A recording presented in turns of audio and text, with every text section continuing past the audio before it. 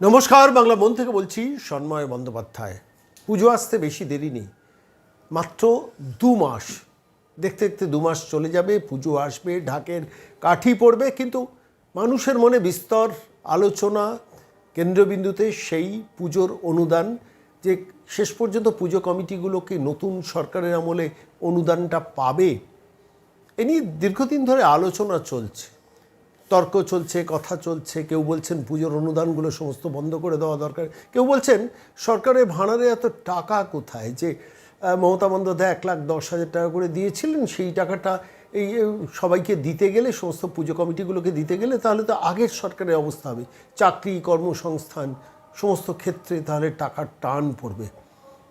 ঠিক এই আবহে দাঁড়িয়ে একটি বহুল প্রচারিত সংবাদ মাধ্যমে রিপোর্টটা বেরোলো যে সম্ভবত, আমি আবারও বলছি সম্ভবত, সরকারের মধ্যে এরকম কিছু একটা জল্পনা চলছে।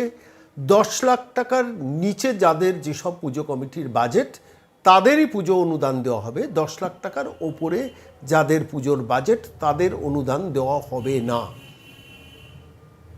যদি এই প্রস্তাব আসে সরকারের তরফ থেকে, বা এই পলিসি সরকারের তরফ থেকে ঘোষিত হয়, খুশি হওয়া উচিত সবারই।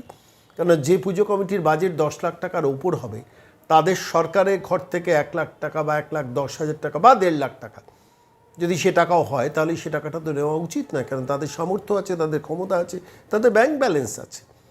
আমি দীর্ঘদিন ধরে আপনাদের কাছে এই নিয়ে প্রতিবেদন পেশ করেছি, কিন্তু তার আগে বলি যে রিপোর্টটা এসছে সর্বাধিক প্রচারিত একটি দৈনিকের ডিজিটাল মাধ্যমে। রিপোর্টটা বেরিয়েছে, যে রিপোর্টে দেখা যাচ্ছে যে 10 লাখ টাকার নিচে যাদের বাজেট হবে, তারাই এবার আওতায় আসবেন, অর্থাৎ এই সরকারি অনুদানটা পাবেন। কিন্তু 10 লাখ টাকা উপরে গেলে তারা সরকারি অনুদানটা পাবেন না। যদি এই তথ্য সত্যি হয়, আমি বলছি যদি এই তথ্য সত্যি হয়, সমস্ত 10 লাখ টাকার ওপর যাদের পুজোর বাজেট, বিগ বাজেটে যারা পুজো কমিটি, তাদের তো অখুশি হওয়ার কথা নয়।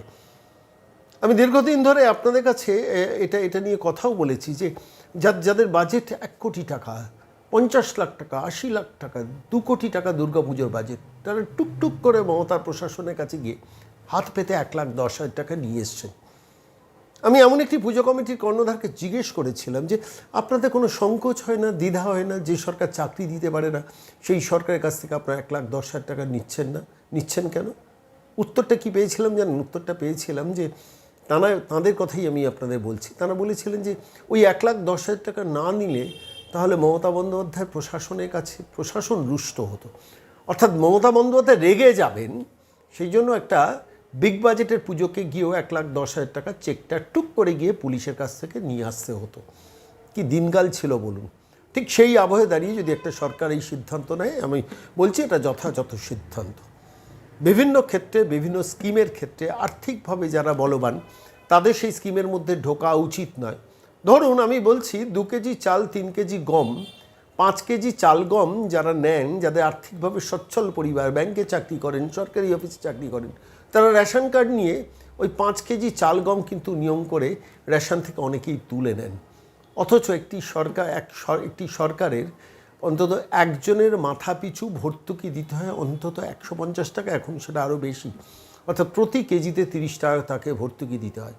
অথচ সেই ভর্তুকিটা তিনি নিয়ে যাচ্ছেন, তার কারণ সরকার সে ব্যাপারে কোনো বিধিনিষেধ জারি করেনি বলে। এদের ক্ষেত্রে যেমন সেই রেশন কার্ডগুলো বন্ধ হওয়া দরকার, ঠিক একইভাবে বিগ বাজেটের দুর্গাপুজোর ক্ষেত্রে সরকারের উচিত সরাসরি এই ভর্তুকিটা তাদের ক্ষেত্রে বরাদ্দ না করা। আমি এই প্রসঙ্গে একটি তথ্য আপনাদের কাছে দেব। লেবুতলা পার্কের পুজো আপনারা জানেন, সজল ঘোষ তিনি সেই পুজোর অন্যতম উদ্যোক্তা। তিনি কিন্তু কোনোদিন সরকারের কাছ থেকে অনুদানটা নেন না, কেন তাদের প্রচুর স্পন্সার আছে। সেই উদারতাটা অন্যান্য বাজেটে অন্যান্য পুজো কমিটিগুলো দেখাননি কেন?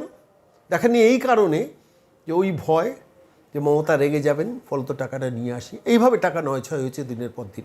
ঠিক সেই আবহে যখন এই রিপোর্ট সংবাদ মাধ্যমে এলো যে শেষ পর্যন্ত সরকার এমন কোনো সিদ্ধান্ত নিতে পারে যেখানে 10 লাখ টাকার ওপরের বাজেট যাদের, অর্থাৎ 10 লাখ অনওয়ার্ডস যাদের দুর্গাপুজোর বাজেট, তাদেরকে আমরা টাকা দেব না। 10 লাখ টাকার তলায় যাদের বাজেট, সমস্ত পুজো কমিটিগুলোকে আমরা তথ্য অনুসন্ধান করে আমরা তাদের কাছে অনুদানের টাকাটা পৌঁছবো।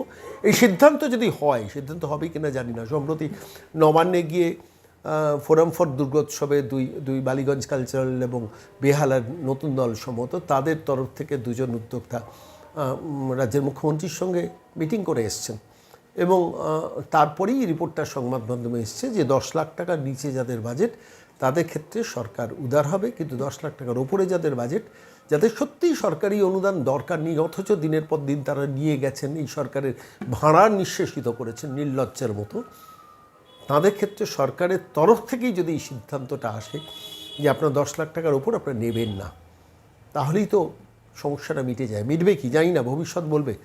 এবং যদি সত্যিই সরকার এই সিদ্ধান্ত শেষ পর্যন্ত নেয় 10 লাখের তলায় হলে আপনি পুজোর অনুদান পাবেন, 10 লাখ টাকার ওপরে হলে আপনি পাবেন না, সাধুবাদযোগ্য সেই সিদ্ধান্ত হবে। আমরা এই রিপোর্টটা হাতে পাওয়ার পর আমার মনে হলো বাংলার মানুষকে জানানো দরকার। সরকার যদি এটা ভাবে, তথ্য যখন সর্বাধিক প্রচারিত দৈনিকে বেরিয়েছে তখন কোনো একটা জায়গায় মনে হচ্ছে যে সংবাদের কোনো সত্যতা আছে, সেই সত্যতা হয়তো 19-20 হতে পারে, কিন্তু পুরোটা কি ভুল হবে মনে হয় না। দেখা যাক, নজর থাকবে সেদিকে, নজর থাকুক আপনাদের বাংলার মনে। প্রতিদিন বিকেলবেলা যে খবর অন্য সংবাদ মাধ্যম সেভাবে প্রচার করে না, অবশ্যই পাবেন বিকেলবেলা বাংলার মনে।